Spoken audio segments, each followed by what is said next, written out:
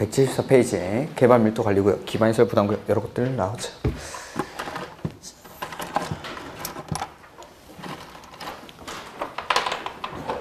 그러면 개발 밀도 관리구역, 그 다음에 기반 시설 부담 구역, 이렇게 이 두 가지에서 첫 번째 개발 밀도 관리 구역에서는 누가 이걸 지정하는지 이런 것들, 두 번째는 어디에 지정하는지, 그 다음에 세 번째 지정할 때의 기준은 누가 정하는지, 네 번째 지정할 때의 절차는 어떻게 되는지, 이런 것들이 주요 부분이 되고, 그 다음에 여기도 마찬가지 똑같이 누가 지정하는지, 두 번째는 어디에 지정하는지, 세 번째 기준은 어떻게 되는지, 네 번째 지정할 때의 절차입니다. 자, 그리고 개발 밀도 관리구역이랑 기반시설 부담구역 누가 지정할까요?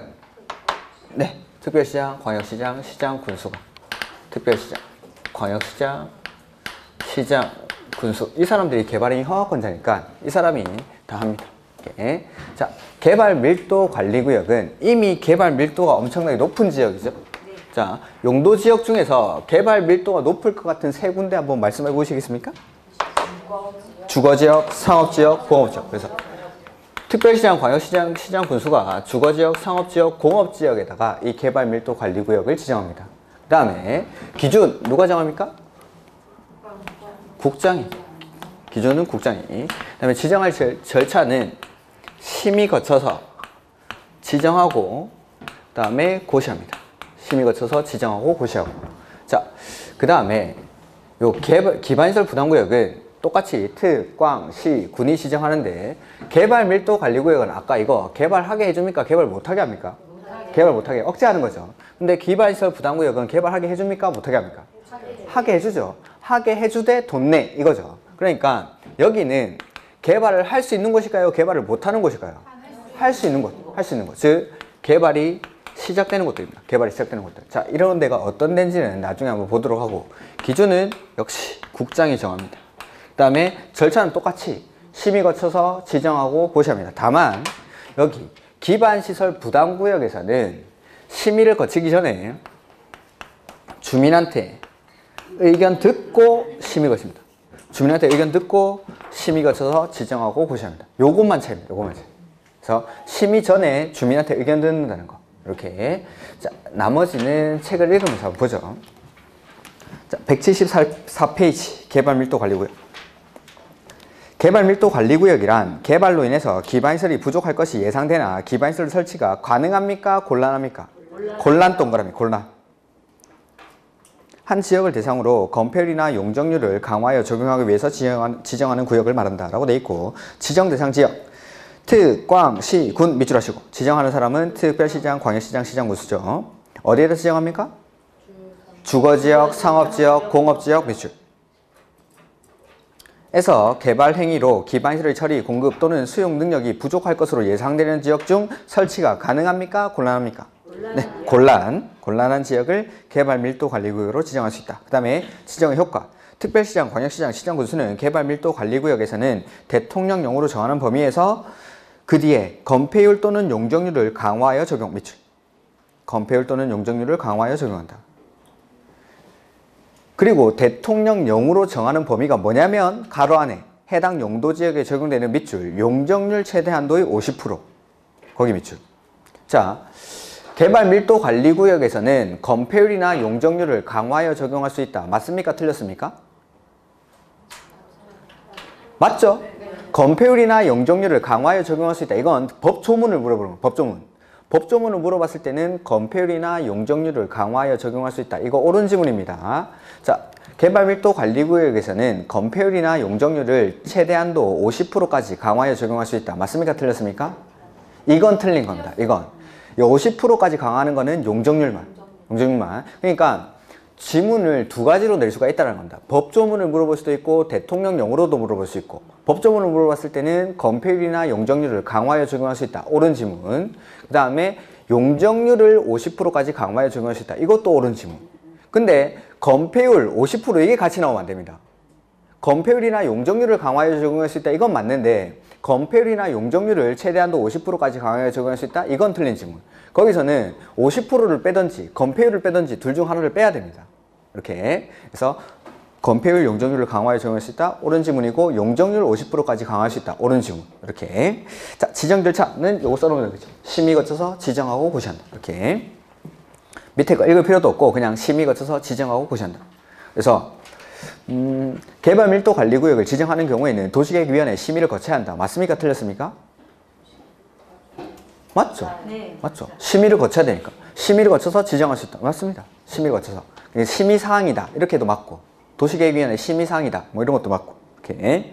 그래서 다른 것도 밑에 거는 볼 것도 없고 그냥 심의 거쳐서 지정하고 고시하고. 그 다음에 가로 3번 지정 기준 보시죠. 가로 4번 지정 기준. 기준 누가 정하죠? 국장. 네, 두 번째 줄에 국장 밑줄 하시고 세부적인 기준이 나옵니다. 자, 개발 밀도 관리 구역으로 지정될 수 있는 지역은 각종 기반시설들이 부족해질 것으로 예상되는 지역인데 설치가 가능합니까? 곤란합니까? 곤란한 지역입니다. 그래서 개발밀도관리구역은 도로, 수도, 하수도, 학교 등 기반시설의 용량이 부족할 것으로 예상되는 지역 중 기반시설 설치가 곤란한 지역으로서 다음에 해당하는 지역에 대하여 지정할 수 있도록 할 것 해서 숫자가 나올 건데 여기 개발밀도관리구역에도 숫자 나오고 기반시설 부담구역에도 숫자 나옵니다. 여기 나오는 숫자는 2년 아니면 20%입니다. 2년 아니면 20%. 그러니까 이 두 군데 다 2년 아니면 20%입니다. 숫자는. 그러니까 숫자는 따로 보실 거 없고 그 다음에 기역에 밑줄합니다. 도로. 도로 서비스 거기 도로. 니은의 도로율의 도로. 디귿의 수도. 수도시설의 뭐 수도. 그 다음에 리을의 하수 발생량이 하수시설 거기 하수시설. 그 다음에 미음의 학교 수용 능력의 학교 밑줄. 숫자는 2년 아니면 20%. 즉 여기 개발밀도관리구역 지정 대상 지역에 해당하는 것은 이렇게 나오면은 나와야 되는 단어들이 도로, 수도, 하수도, 학교. 숫자는 2년 아니면 20%. 부족할 것으로 예상되는 지역 중 설치가 가능합니까? 곤란합니까? 곤란. 요런데 나중에 기반시설 부담구역 지정 대상이랑 비교해 드리겠습니다. 그 다음에 2번에 동그라미 2번 개발밀도관리구역. 요거 개발밀도관리구역은 제도가 행위를 제한하는 겁니까? 완화하는 겁니까? 규제가 하는 거죠. 규제를 가할 때는 명확하게 합니까? 추상적으로 합니까? 명확하게. 그래서 경계선이 분명하게 구분되도록 할 것. 선을 정확하게 그어주라는 거죠. 어디까지가 개발밀도관리구역인지. 그 다음에 3번 용적률의 강화 범위는 당해 용도지역에서 적용되는 용적률 최대 한도의 50% 범위 안에서 기반시설의 부족 정도를 감안하여 결정할 것. 즉 일괄적으로 50%로 결정하는 게 아니라 기반시설의 부족 정도를 감안해서 어디는 40%, 어디는 30%, 어디는 50% 이렇게 할 수 있다는 거고. 그 다음에 개발밀도관리구역 안의 기반시설의 변화를 밑줄 주기적으로 검토. 주기적으로 검토해서 용적률을 강화 또는 완화하거나 개발밀도관리구역을 해제할 수가 있습니다. 이렇게 여기까지가 개발밀도관리구역. 자, 개발밀도관리구역은 특, 광, 시, 군이 지정을 하면은 용적률을 최대 50%까지 강화합니다. 광명시장이 우리 동네에다가 개발밀도관리구역 지정해가지고 용적률을 반토막 낸 거죠. 땅값이 올라갑니까? 떨어집니까? 올라가. 떨어지겠죠. 용적률 반토막 나니까. 그러면은 광명시장 다음에 선거 나오면 뽑아줄 겁니까? 안 뽑아줄 겁니까? 안 뽑아주겠죠? 그래서 이거는 실제로 거의 활용이 되지 않습니다. 표가 떨어지니까. 표가. 근데 이 기반시설 부담구역은 아까 말씀드렸죠? 신세계 니네 돈 내. 이 말입니다. 이거는 실제로도 많이 활용이 됩니다. 그래서 시험 문제는 집중적으로 이 기반시설 부담구역이 출제가 됩니다. 20, 21, 23, 25, 26, 27, 28, 29. 29도 나왔을 텐데. 30. 29도 아마 나왔을 겁니다. 이거. 자, A 보시죠. 기반시설 부담구역이란 밑줄 개발밀도관리구역 외의 지역. 자, 이게 무슨 말이냐면은 기반시설 부담구역은 기반시설 설치가 가능합니까? 곤란합니까? 개발밀도관리구역은 곤란하죠. 기반시설 부담구역은 가능합니까? 곤란합니까? 가능하죠. 이 두 개발밀도관리구역과 기반시설 부담구역은 중복해서 지정할 수 있을까요? 없을까요? 없어요. 없습니다. 가능하면서 곤란하고 곤란하면서 가능하고 이런 데는 없습니다. 그래서 개발밀도관리구역 외의 지역에다가 기반시설 부담구역을 지정합니다. 중복이 안 된다 이 말입니다. 이거는 개발로 인해서 도로, 공원, 녹지 등 대통령령으로 정하는 기반시설 설치가 필요한 지역을 대상으로 기반시설을 설치하거나 그에 필요한 용지를 확보하게 하기 위해서 지정, 고시하는 구역을 말한다 라고 되어 있고, 기반시설 부담구역의 지정은 누가 하죠? 트, 꽝, 시, 군이, 개발행 허가권자가 다음의 어느 하나에 해당하는 지역에 대해서는 기반시설 부담구역으로 지정하여야 한다. 다만 개발이 집중되어 필요하다고 인정되면 이 지역이 아니더라도 할 수 있습니다. 그러니까 이 지역들은 반드시 지정을 해야 되는 거고, 이 지역이 아니더라도 필요하다고 인정하면 할 수 있습니다. 이렇게. 자, 어떠한 지역이냐면, 기반시설 부담구역은 개발행위를 할 수 있습니까? 할 수 없습니까? 할 수 있죠. 개발이 시작되는 곳이죠. 자, 개발이 시작이 되려면은 행위 제한이 강화가 돼야 될까요? 완화가 돼야 될까요? 완화가 되고 개발행위가 일어나는데, 그 개발행위를 하는 사람 때문에 기반시설이 부족해졌으니까 네가 돈 내 라는 게 기반시설 부담구역입니다. 즉 행위 제한이 완화돼야 됩니다. 완화. 그런 데서 개발행위가 일어나고 그 사람한테 돈 내라고 하는 게 기반시설 부담구역. 그래서 여기는 거기 박스 안에 보시면은 이 법 또는 다른 법령의 제정, 개정으로 인해서 행위 제한이 밑줄 완화, 그 뒤에 해제 밑줄 완화, 해제. 그런데 그 다음에 동그라미 2번, 이 법 또는 다른 법령에 따라 지정된 용도 지역 등이 변경되거나 해제되어 행위 제한이 밑줄 완화. 그 다음에 3번의 기읍 보시면은 해당 지역의 전년도 밑줄 개발행위 허가 건수, 개발행위 허가 건수. 그 다음에 니은에 해당 지역의 전년도 인구 증가율 밑줄. 자, 숫자는 2년 아니면 20%라고 했습니다. 그러니까 여기도 20%죠. 자, 개발행위 허가 건수 보면은 전전년도 개발행위 허가 건수보다 전년도 개발행위 허가 건수가 20% 이상 증가한 지역. 그러니까 18년도, 19년도 이렇게 봤을 때 18년도에 개발행위 허가 건수가 100건이었는데 19년도에는 130건, 20% 이상 증가했죠. 그러면 이만큼 개발행위가 막 일어나고 있는 지역이니까 여기는 기반시설이 부족해질 거고, 그 개발행위를 하는 사람한테 돈 내라고 하는 것입니다. 그 다음에 트, 꽝, 시, 군의 인구 증가율보다 해당 요 지역만 유독 인구 증가율이 20% 이상 높은 겁니다. 그만큼 사람들이 지금 집중적으로 모여들고 있죠. 그러니까 기반시설이 부족해질 거고, 여기를 기반시설 부담구역으로 지정해야 된다라는 말입니다. 자, 아까 개발밀도관리구역의 지정 대상에 보면은 나와야 되는 단어가 도로, 수도, 하수도, 학교 2년 20% 부족할 것으로 예상되는 지역 중 설치가 가능합니까? 곤란합니까? 곤란.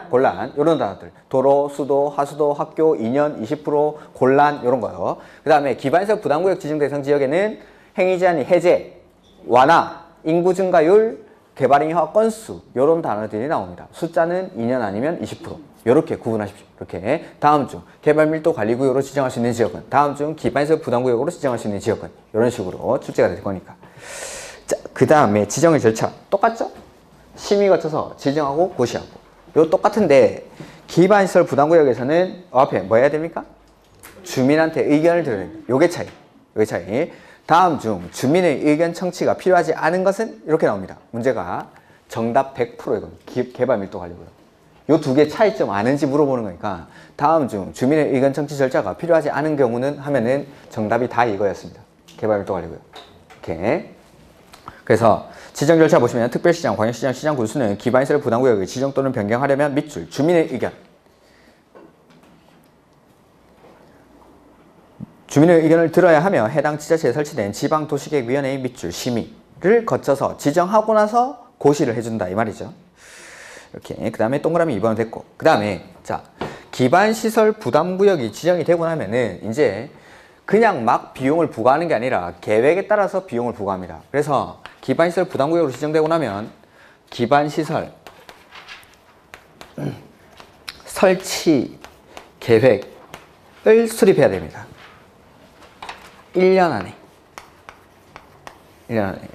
그래서 기반시설 부담구역으로 지정되고 나면 1년 안에 기반시설 설치 계획을 수립해야 되고, 모든 개발행위에다가 기반시설 설치 비용을 부과하는 게 아니라 200제곱미터를 초과하는 신축, 증축에 대해서만, 요거에 대해서만 부과를 합니다.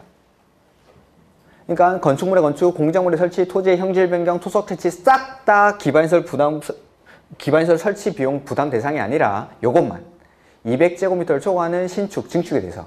그래서 기반시설 부담구역에서 개발행위를 하려는 자에게는 기반시설 설치 비용을 부과해야 한다. 맞습니까? 틀렸습니까? 개발행위 허가를 받으려는 자에게는 기반시설 설치 비용을 부과하여야 한다. 틀렸습니다.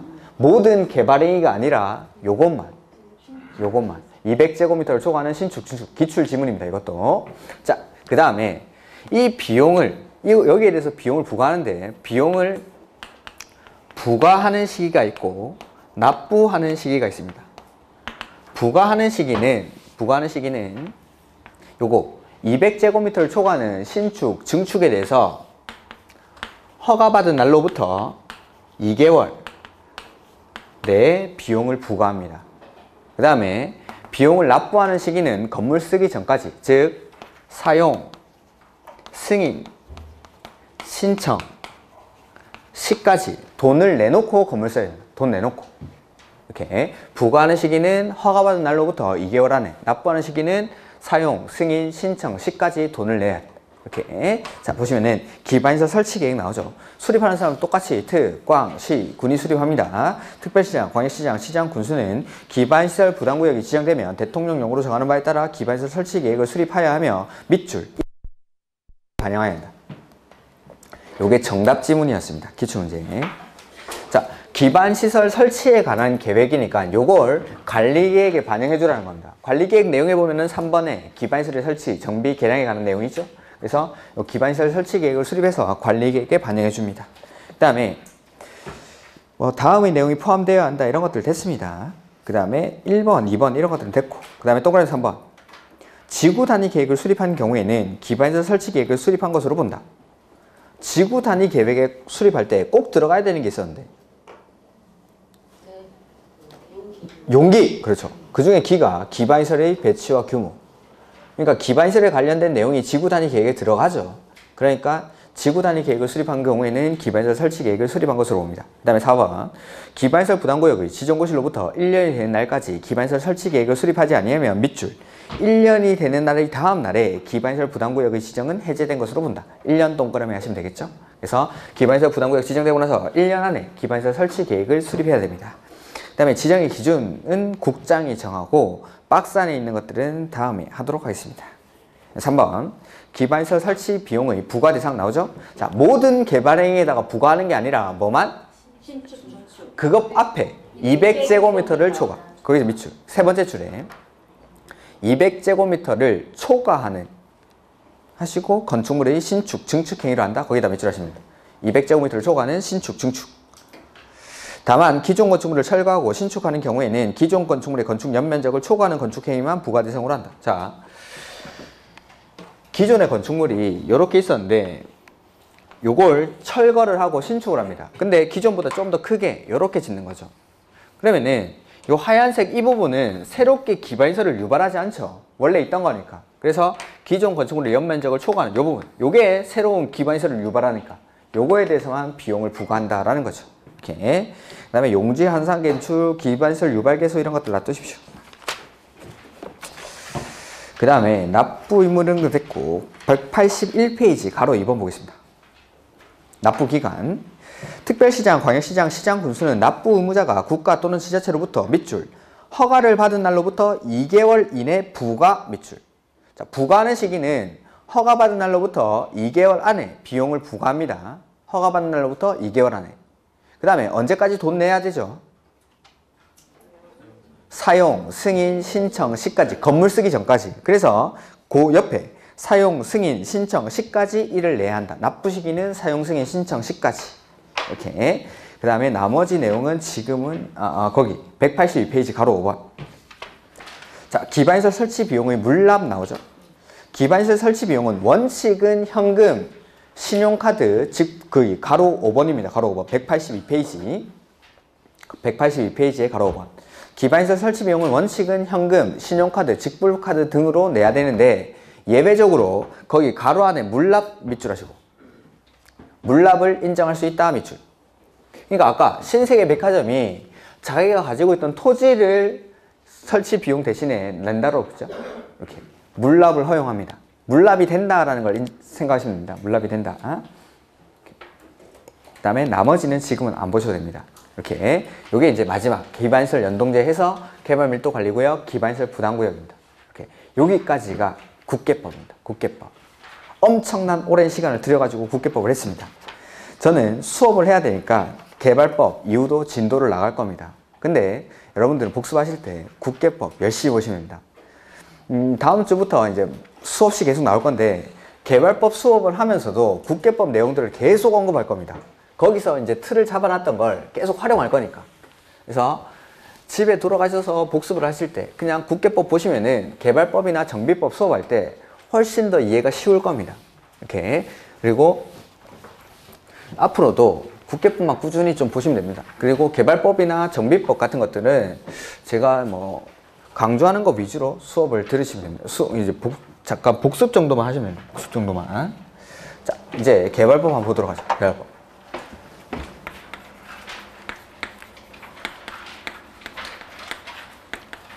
도시개발법. 자, 도시개발법은 신도시 만드는 사업이라고 했습니다. 신도시 만드는 거. 우리가 뭐 개발법은 이미 다 배웠죠. 배웠죠? 배웠죠? 네가 언제 가르쳤나 하겠지만 이미 다 배웠어요. 도시군 계획사업. 자, 도시군 계획사업이 뭐죠? 도시군 계획 시설사업, 개발사업, 정비사업. 이렇게 세 가지 사업을 도시군 계획사업이라고 하죠. 그 중에서 도시개발법은 이거 개발사업을 하는 절차에 관한 법이 도시개발사업입니다. 그리고 시설사업, 개발사업, 정비사업 셋 다 도시군 계획사업이고 이 계획사업은 항상 맨 처음에 계획 만들고 하는 사업이라고 했죠. 그리고 세 가지 사업이 싹 다 계획사업이니까 세 가지 사업을 하는 절차는 뭐 같다고 했습니까? 다르다고 했습니까? 같죠. 그래서 자, 시설 사업을 하는 절차를 우리가 국계법에서 배웠으니까 이거랑 똑같이 개발 사업을 하는 겁니다. 자, 시설 사업을 하는 절차부터 먼저 보죠. 시설 사업 할 때 맨 처음에 뭐 하죠? 계획 만들어야죠. 계획 사업이니까. 그래서 단계별 집행계획을 만들어야죠. 단계별 집행계획. 자, 단계별 집행계획을 만들고 나서 이제 사업을 누가 할지 시행자를 정합니다. 자, 시행자가 지정되고 나면 이 시행자가 뭐 해야 됩니까? 실시계획을 작성해야죠. 실시계획. 자, 실시계획은 시행자가 작성했으니까 확인받아야 되겠죠? 인가받고 고시합니다. 인가받고 고시하고. 그 다음에 인가받은 대로 사업을 실시를 하게 되죠.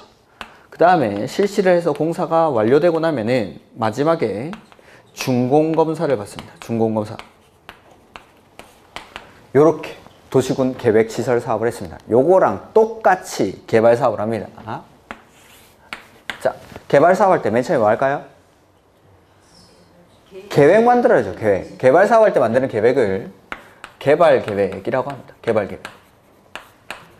자, 개발 계획을 만들고 나면 사업을 어디서 할지 구역을 지정합니다. 구역 지정하고 나면 사업을 누가 할지 시행자를 정합니다. 자, 시행자가 정해지고 나면 이 시행자가 뭐 해야 됩니까? 실시계획을 작성합니다. 실시계획.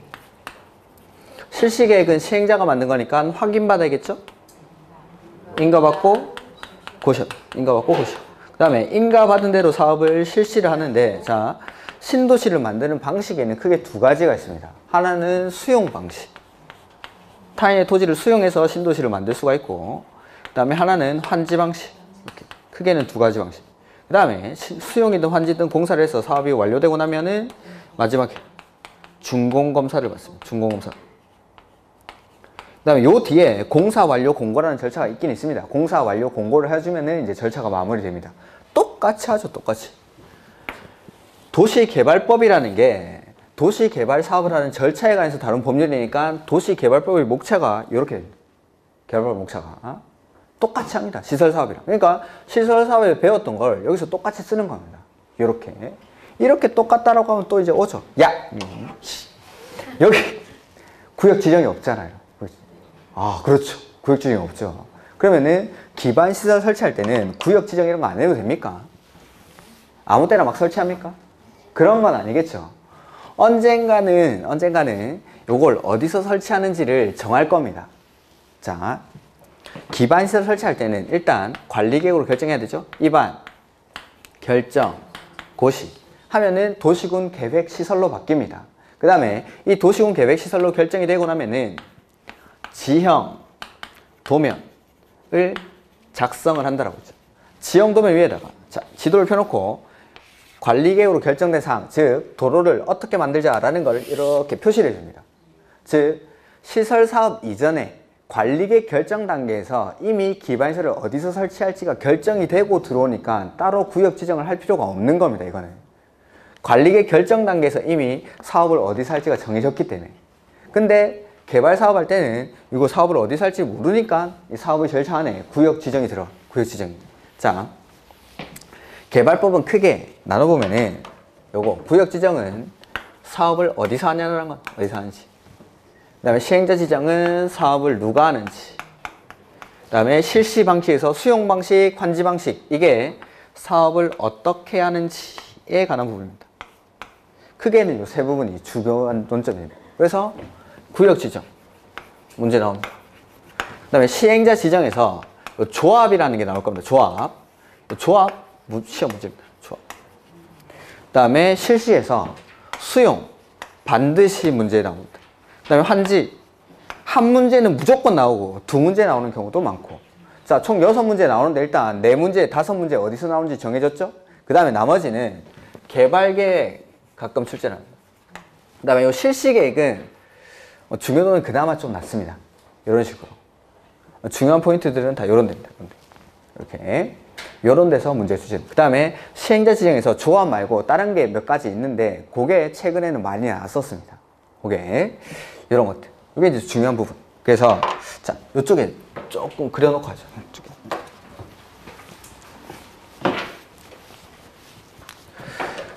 도시개발 사업이라는 거는 신도시를 만드는 법인데 이렇게 개발되기 이전 상태의 이런 저푸른 초원이 있죠. 이 저푸른 초원을 그림 같은 집을 짓는 건 아니고 그림 같은 집을 짓기 전 단계인 이런 네모 반듯한 택지를 조성하는 데까지가 개발법이 하는 역할입니다. 이렇게 택지를 조성해 놓고 나면은 이제 도시개발 사업자, 개발업자들이 이 택지들을 분양받아서 여기에다 건물을 짓는 거죠. 그래서 개발법이 하는 역할은 요거 택지 조성하는 데까지가 개발법이 하는 역할입니다. 그래서 여기 개발되기 이전 상태의 토지 중에 1번 여기를 도시개발구역으로 지정하면은 여기를 이렇게 만드는 겁니다. 그 다음에 여기서 사업하자. 2번을 도시개발구역으로 지정하면은 여기를 이렇게 만드는 거죠. 이게 그래서 1번에서 할지 2번에서 할지를 먼저 정해놓고 사업을 시작하는 겁니다. 이렇게 이게 이제 도시개발구역이 되는 거죠. 이렇게 자 개발 사업의 맨 앞에 한번 보면은 총선 258페이지.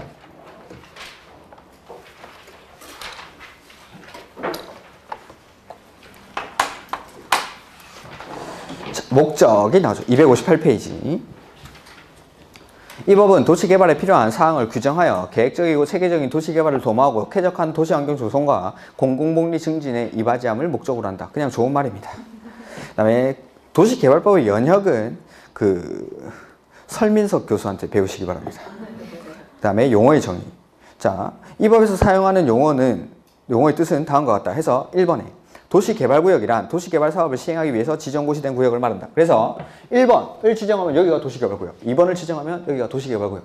이렇게 지정하면은 거기가 도시개발구역이 되고, 도시개발사업이란 도시개발구역에서 주거, 상업, 산업, 유통, 정보통신, 생태, 문화, 보건 및 복지 등의 기능이 있는 단지 또는 시가지를 조성하기 위해서 시행하는 사업, 즉 한마디로 신도시 만드는 사업을 도시개발사업이라고 합니다.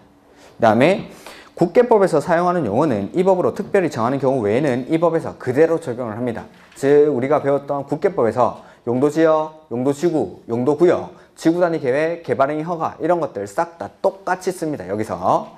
자, 그 다음에 260페이지 보시면은 구역의 지정부터 나오는데 저는 저 순서대로 수업을 할 겁니다. 저 순서대로. 그래서 개발계획이 나와야 되는데 개발계획은 저쪽에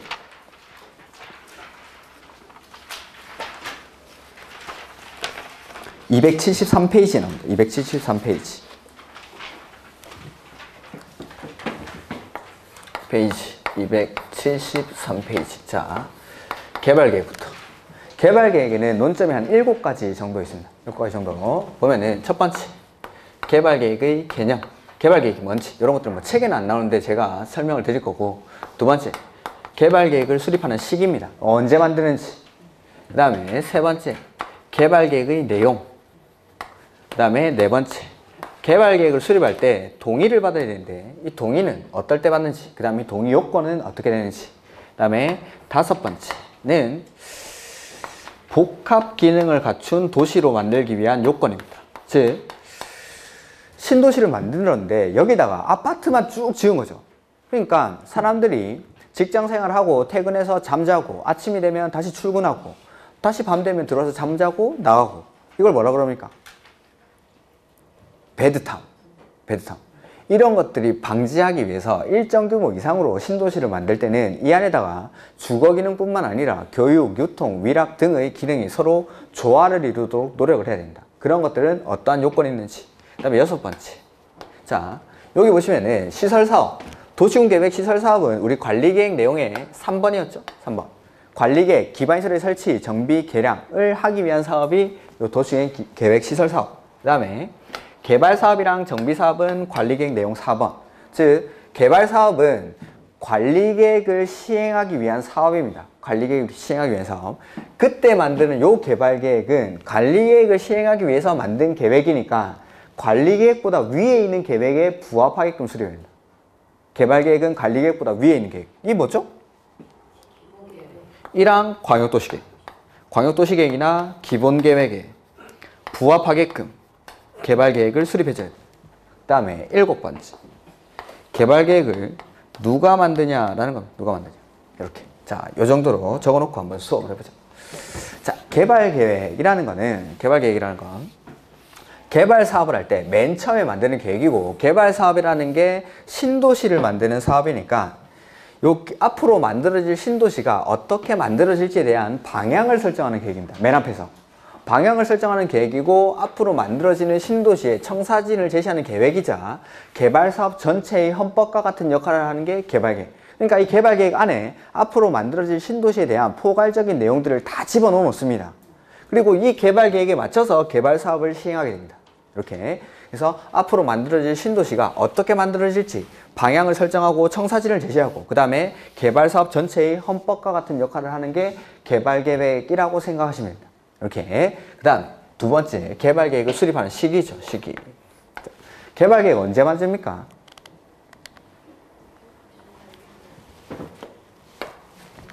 원칙은 구역을 지정하기 전에 개발계획을 수립합니다.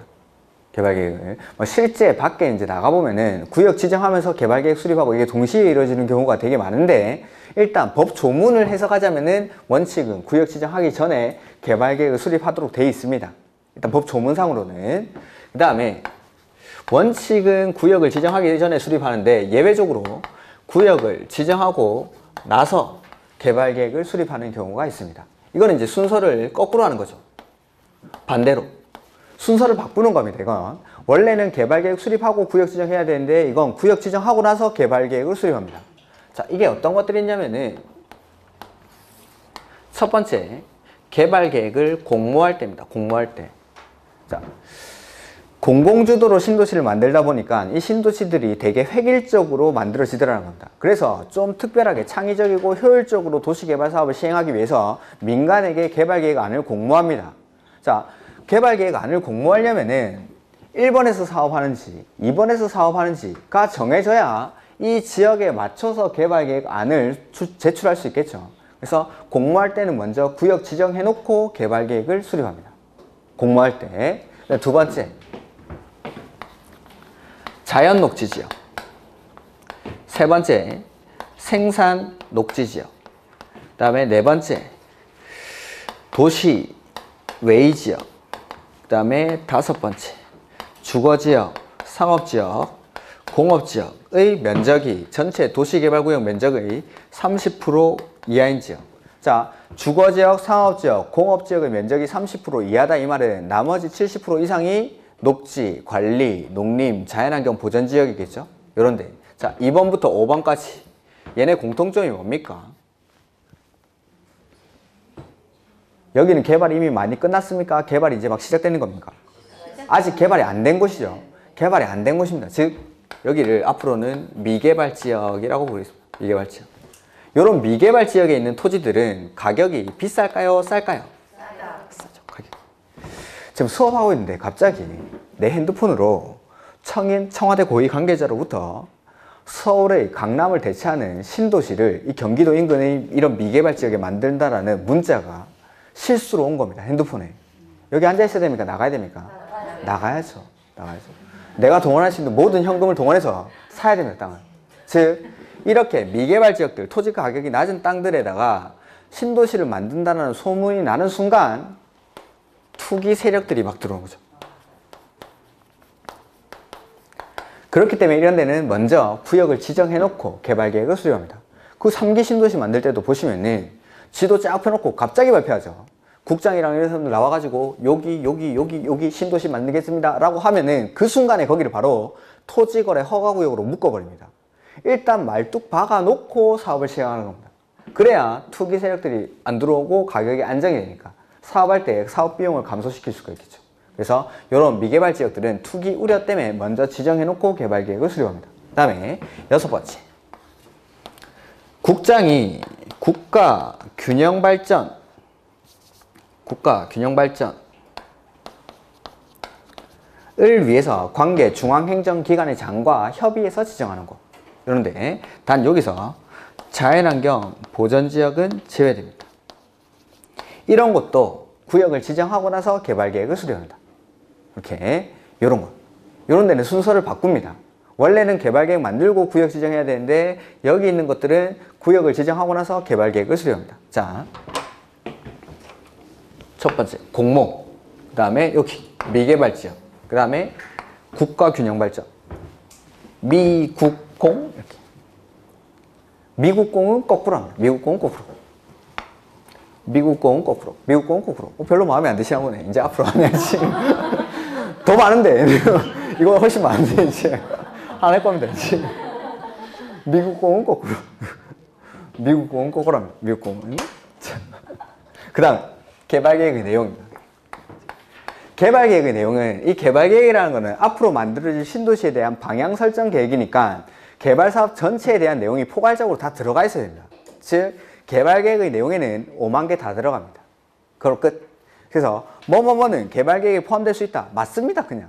그게 정답인지 아닌지를 판단하는 게 아니라 다른 데서 정답을 찾아보는 겁니다. 그리고 정답이 없을 때 그런 것들을 체크해야 됩니다. 개발계획에는 뭐뭐뭐가 포함될 수 있다. 맞습니다. 그냥. 자, 근데 뭘 봐야 되냐면 개발계획의 내용이 277페이지에 나옵니다. 개발계획에는 다음의 사항이 포함되어야 한다. 그 중에서 5번에 사업 시행 방식 강조되어 있죠. 그거는 밑줄에 해주십시오. 사업의 시행 방식이 요 개발계획에 들어갑니다. 그 다음에 13번부터 16번까지는 묶어놓고 별표. 13번부터 16번까지. 그리고 그 다음 페이지 보시면은 2번 예외돼 있죠. 예외. 위 1의 13에서 16의 규정에 해당하는 사항은 도시개발 밑줄 구역을 지정한 후 개발계획에 포함시킬 수 있다 밑줄. 자, 미국공이랑은 다른 겁니다. 이건 미국공은 순서를 아예 바꾸는 겁니다. 구역 지정하고 나서 개발계획을 수립하는 건데 지금 보신 13번부터 16번까지는 순서대로 합니다. 개발계획 만들고 구역 지정하는데 요 네 가지 사항만은 구역을 지정하고 나서 만들어져 있는 개발계획에 포함을 시키겠다는 겁니다. 요 네 가지 사항은. 그래서 다시 앞으로 넘어가가지고 13번부터 16번까지를 왜 구역을 지정하고 나서 포함시키는지 하나하나 보죠. 자, 13번. 도시개발구역 아닙니까? 밖입니까? 밖. 정답은 이제 동그라미 쳐야 되는데. 이렇게. 아니라 밖이죠. 아닌지 밖인지 구분이 되려면 지정을 먼저 해줘야겠죠. 지정을 해야 이게 아닌지 밖인지 구분이 되니까. 그래서 도시개발구역 밖의 지역에 기반시설 설치가 필요한 경우에는 그 시설 설치에 필요한 비용 부담계 거기 밖에다가 동그라미 해놓으시고, 그 다음에 14번 수용 또는 사용의 대상이 되는 토지, 건물, 물건 내지는 소유권의 권리, 광업권, 어업권, 물의 사용에 관한 권리 등등등을 포함해서 이걸 토지 등이라고 부릅니다. 토지 등. 자, 다시 읽어보면 수용 또는 사용의 대상이 되는 토지 등의 세부 목록, 거기 세에다가 동그라미, 세부 목록의 세. 자, 수용이라는 거는 이 도시개발구역 안에 있는 걸 수용하지 밖에 있는 건 수용하는 게 아닙니다. 우리가 이제 그 예전에 시설 사업할 때 도로가 이렇게 결정이 되면 여기 있는 토지 중에서 여기 도로 부지에 편입된 이 부분을 당해 토지라고 했죠. 요 당해 토지는 수용이 되지만 인접지는 수용할 수 있습니까? 할 필요가 없는 거죠. 도로 부지가 아니니까. 즉 여기도 도시개발 사업할 때도 구역 안에 있는 걸 수용하는 겁니다. 그래서 구역이 지정이 되고 나야 요 안에서 어떤 것들을 수용할지 세부 목록을 작성할 수가 있는 겁니다. 그래서 수용 또는 사용의 대상이 되는 토지 등의 세부 목록도 구역 지정하고 나서 결정합니다. 그 다음에 15번 차례입니까? 이제 그 임대주택 건설계획 등 세입자의 주거 및 생활안정 대책, 이것도 마찬가지. 자, 구역이 지정되고 나서 이 안에 있는 세입자들을 상황을 보겠다는 거죠. 세입자가 많은지 작은지. 이러한 지역들에는 보증금 500에 월세 40만 원짜리 세입자가 많고, 이 옆에 가니까 보증금 한 2억 걸어놓고 반전세 사는 사람, 이런 사람들이 많습니다. 그러니까 세입자가 많고 작고 세입자가 어떤 상황이냐에 따라서 임대주택을 추가적으로 건설할지 아니면 기존의 임대주택을 활용할지 이런 것들을 결정을 하겠다는 거죠. 구역 지정하고 나서. 그 다음에 16번 순환개발 등 단계적 사업 추진이 필요한 경우에는 그 사업 추진에 관한 계획. 순환개발이라는 거는 요 구역을 쪼개는 거죠. 1번, 2번, 3번으로 나눠가지고 1번에서 사업할 때 1번에 있는 사람들을 바깥으로 이주시킵니다.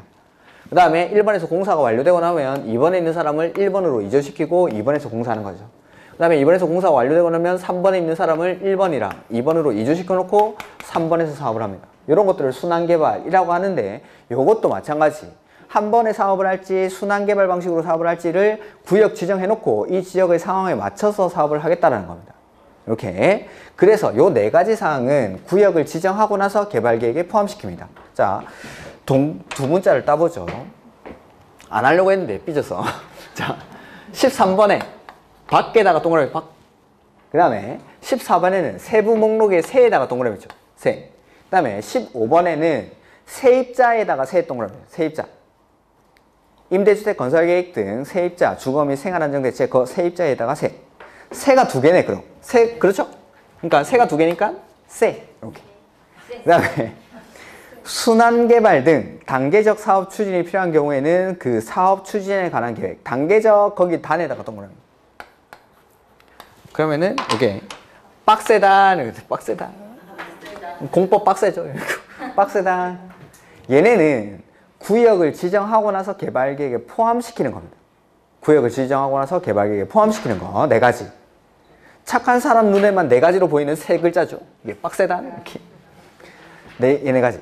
그 중에서 14번 수용 또는 사용의 대상이 되는 토지 등의 세부 목록. 요거는 요 수용 방식 할 때 다음 주에 또 나옵니다.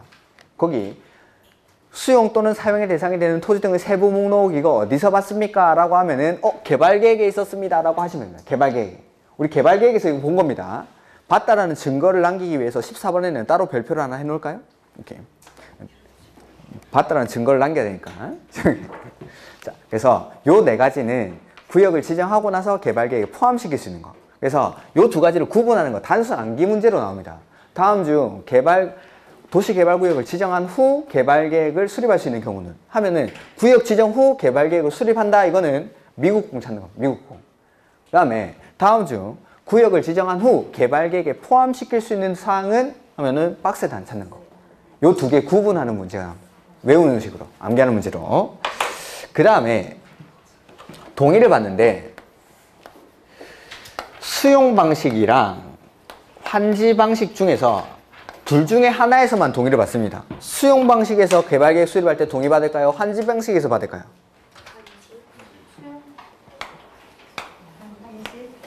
환지 방식. 자, 여기 저게 기존의 개발되기 이전 상태의 토지에 갑이라는 소유자가 살고 있습니다. 이 갑은 수용 방식으로 사업을 하면은 이 사람은 수용 보상금을 받고 다른 지역으로 이주할 겁니다. 그러면은 이 갑이라는 사람은 개발 계획에는 앞으로 신도시가 어떻게 만들어질지에 대한 방향 같은 게 들어가는데 앞으로 신도시가 어떻게 만들어질지 갑은 관심이 있을까요? 없을까요? 없어요. 자기 수용 보상금에만 관심이 있습니다. 돈 얼마 주는지 이런 것들. 신도시가 어떻게 만들어지든 말든 관심이 없는 사람이죠. 근데 환지 방식은 기존에 갑이라는 사람이 이런 토지를 하나 가지고 있는데 공사가 완료되고 나면은 이렇게 네모 반듯한 토지로 바꿔줄 겁니다. 즉 갑은 공사 기간 동안 잠깐 나가 있다가 여기 신도시에 들어와서 살아야 됩니다. 환지 방식으로 하면.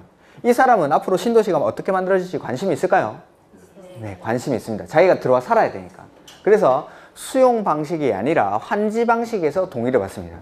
그때 그 동의 요건이 면적 3분의 2 이상이랑 소유자 총수 2분의 1 이상의 동의를 받아야 됩니다. 면적 3분의 2랑 소유자 총수 2분의 1.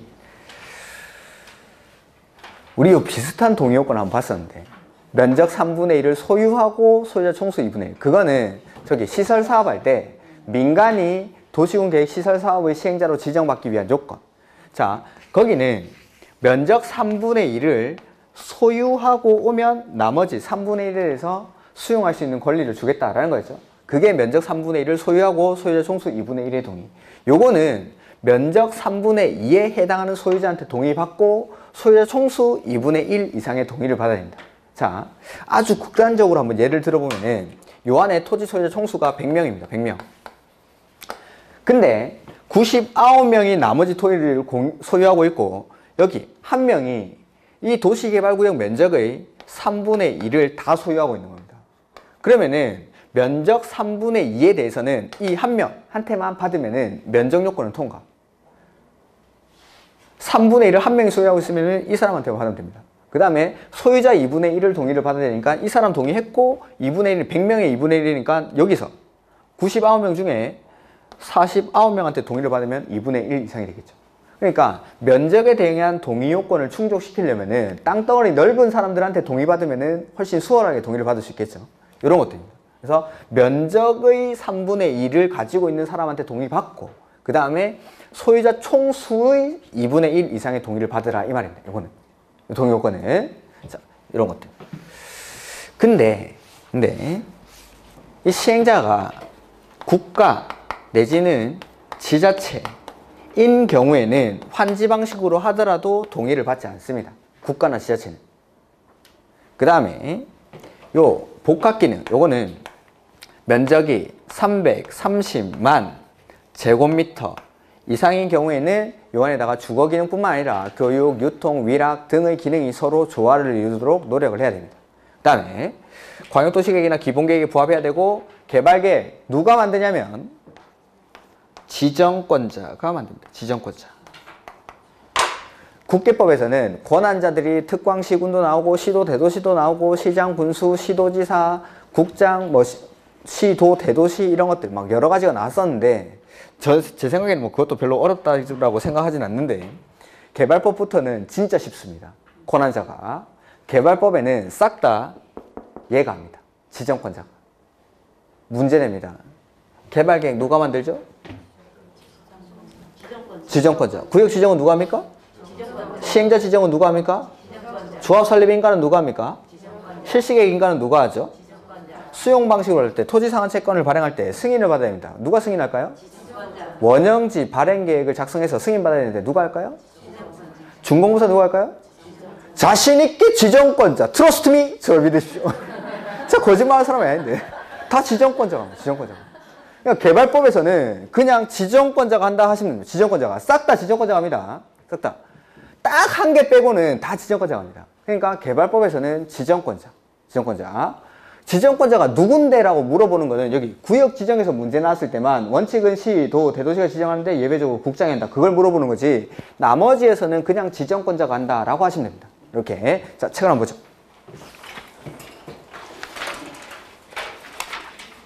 273페이지. 273페이지. 자, 개발계획 수립. 누가 하죠? 네, 거기 맨 앞에 지정권자는 도시개발구역을 및 거기 지정하려면이라고 되어 있죠. 법 조문을 그대로 해석하자면은 개발계획 수립하고 구역을 지정하는 겁니다. 이렇게. 근데 실제로는 동시에 이루어지는 경우가 많습니다. 이렇게. 근데 예외. 개발계획을 밑줄 공목. 이게 첫 번째. 하거나 다음의 어느 하나에 해당하는 지역에 대해서 도시개발구역을 지정할 때는 밑줄. 구역을 지정한 후 개발계획을 수립할 수 있다. 이건 거꾸로 하는 거죠. 예외 옆에다가 거꾸로라고 써주시면 되겠죠. 그래서 첫 번째는 공모. 그 다음에 박스 안에 자연 녹지, 생산 녹지, 도시 외의 지역. 그 다음에 5번 먼저. 주거지역, 상업지역, 공업지역의 면적이 얼마 이하입니까? 30% 이하. 1번, 2번, 3번, 5번을 묶어서 제가 뭐라고 했죠? 미개발지역. 요런데. 그 다음에 4번에 국장이 국가 균형 발전을 위해서 관계 중앙행정기관의 장과 협의하여 지정하는 곳. 근데 가로 안에 밑줄 합니다. 자연환경 보전지역은 제외. 요게 이제 미국공이죠. 얘네는 거꾸로 합니다. 구역을 지정하고 나서 개발계획을 수립합니다. 이렇게. 그 다음에 개발계획 변경 됐고 공모 이런 것들도 일단 놔두십시오. 그 다음에 274페이지. 자, 개발계획 수립할 때 동의를 받아야 되는데 동의는 수용 방식에서 받습니까? 환지 방식에서 받습니까? 환지 방식. 그래서 밑에 거기 가로 1번에 환지 방식 밑줄 하시고 그 위에 수용 X라고 써두시면 됩니다. 수용 방식이 아니라 환지 방식에서 동의 받습니다. 그 다음에 동의 요건은 두 번째 줄에 나오죠? 면적 3분의 2 이상의 그 다음에 소유자 총수 2분의 1 이상의 동의. 면적 3분의 2랑 소유자 총수 2분의 1. 면적 3분의 2 이상에 해당하는 토지 소유자와 그 다음에 소유자 총수 2분의 1 이상의 동의를 받아야 한다. 그 다음에 가로 2번 시행자가 누구일 때는 동의 안 받아도 되죠? 국가나 지자체. 동의를 받을 필요가 없다. 이렇게. 그 다음에 가로 3번은 조합을 아직 안 배웠으니까 일단은 놔두십시오. 그 다음에 이게 경미한 사항은 진짜 참고 많이 해주십시오. 그 다음에 276페이지에 동의자수 산정 방법이라는 게 나오는데, 그거 X 치면 안 되는데, 이건 볼 겁니다. 276페이지에 동의자수 산정 방법, 그거는 X 치면 안 됩니다. 이거 시험에 나오는 겁니다, 이거는. 지금 볼 건 아니고, 다음 주에 조합에 가면은 이게 똑같은 게 한 번 더 나옵니다. 그래서 그때 같이 보겠습니다. 276페이지의 참고는 그거 참고 아닙니다. 그건 참고가 아니라 진짜 시험에 나옵니다. 이거는. 그 다음에 개발계획의 내용은 아까 했었죠? 그 중에서 13번부터 16번까지만 따로 보시면 됩니다. 이 13번부터 16번까지는 구역을 지정하고 나서 개발계획에 포함시킬 수 있는 사항. 이렇게. 그 다음에 개발계획 수립 기준이 나오죠? 광역도시계획이나 기본계획이 수립되어 있는 지역에서는 거기 밑에서 두 번째 줄 광역도시계획이나 기본계획에 들어맞도록 부합하도록 수립을 해야 되고, 그 다음에 2번은 됐습니다. 그 다음에 3번 상호기능 조화 이렇게 나오죠. 복합기능을 갖춘 도시. 맨 앞에 330만 제곱미터 이상 동그라미. 인 도시개발구역에 관한 개발계획을 수립할 때는 해당 구역에서 주거, 생산, 교육, 유통, 위락 등의 기능이 서로 조화를 이루도록 노력해야 한다. 이렇게 주거 기능만 딸랑 놓지 말라는 거죠. 그 다음에 기준 누가 정합니까? 국장. 네, 기준은 국장이. 이렇게. 요게 이제 개발계획입니다. 다음 주부터 이제 구역 지정 이후에 해가지고 아마 개발법을 끝까지 하고 싶은데 어떻게 될지 모르겠습니다. 자, 자료 내드린 거 한번 볼까요? 같이.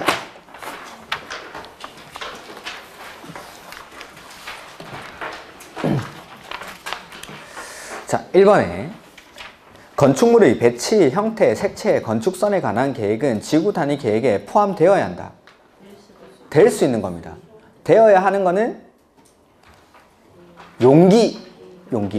기반시설의 배치와 규모, 건축물의 용도 제한, 건폐율, 용적률, 건축물 높이의 최고 한도, 제재 한도 이런 것들.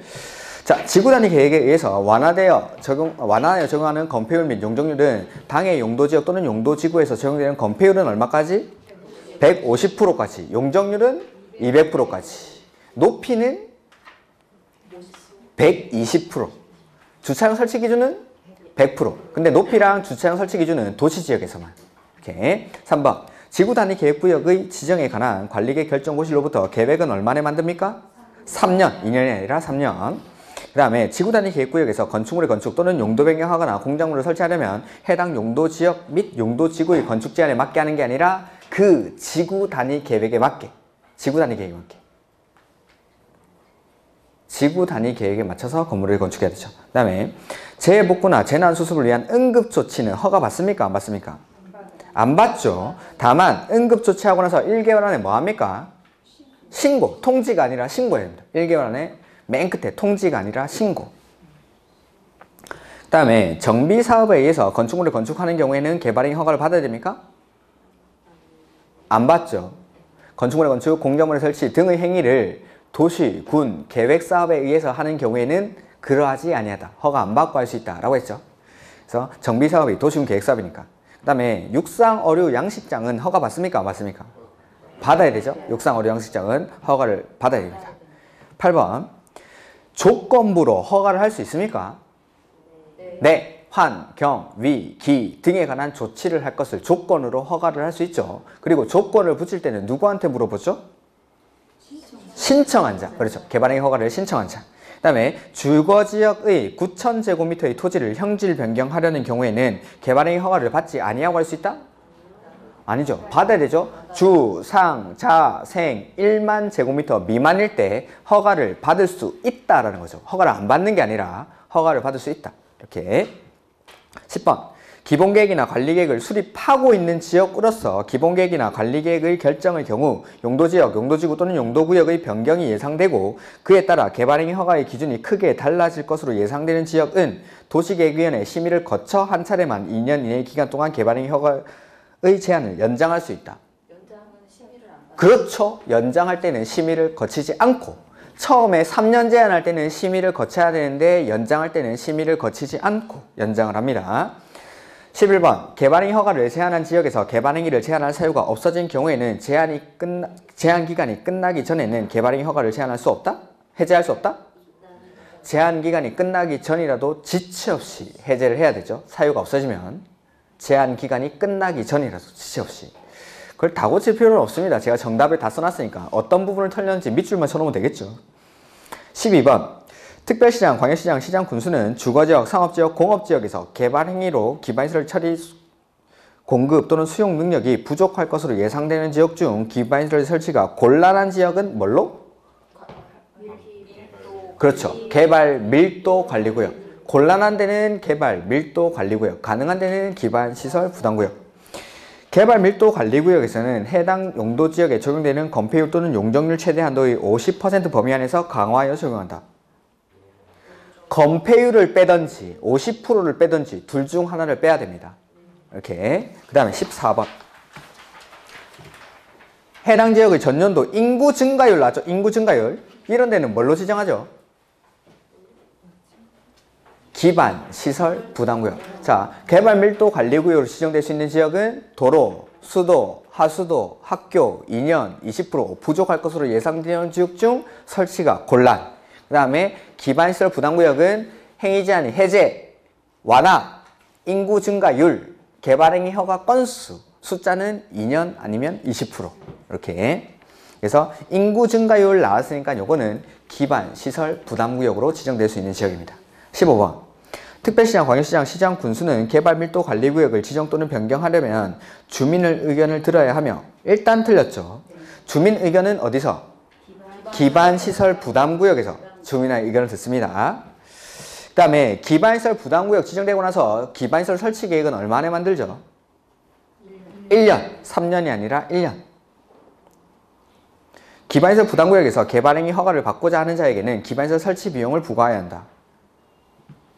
아니라고 했습니다. 모든 개발행위가 아니라 뭐만? 200제곱미터를 초과하는 신축, 증축만. 모든 개발행위가 아니라 200제곱미터를 초과하는 신축, 증축만. 이렇게. 그 다음에 18번. 해당 도시개발구역에 포함되는 주거지역, 상업지역, 공업지역의 면적의 합계가 전체 도시개발구역 지정 면적의 100분의 50 이하인 지역은 지정한 후 개발계획을 수립할 수 있다. 자, 미국공인데 여기 주, 상, 공의 면적이 얼마 이하? 30% 이하인 지역입니다. 미개발 지역 중에 하나인데 50%가 아니라 30% 이하. 그다음에 지정권자는 수용 방식에서 동의를 받습니까? 환지 방식에서 동의 받습니까? 환지 방식. 네, 환지 방식. 수용 방식이 아니라 환지 방식에서 동의를 받습니다. 이렇게. 자, 오늘 개발법 1부를 했는데 다음 주에는 개발법 아마 끝까지 나가도록 노력을 한번 해보도록 하겠습니다. 자, 오늘 수고 많으셨고 다음 주에 뵙겠습니다. 수고하셨습니다.